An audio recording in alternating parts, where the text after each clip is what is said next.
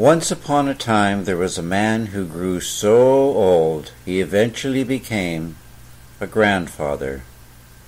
This old man wasn't always old.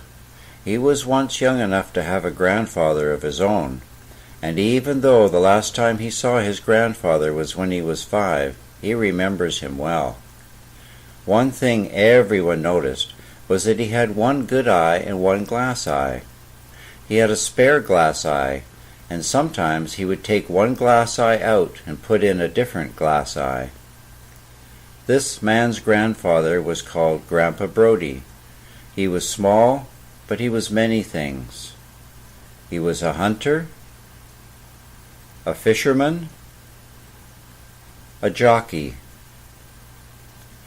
Grandpa Brodie liked to feed his grandson.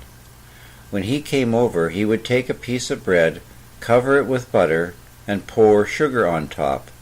The sugar that stuck became a sandwich they would share. For a treat, they would use brown sugar.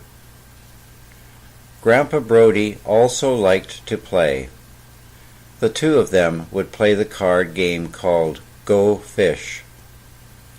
One day, Grandpa Brodie introduced him to a game called crokinole.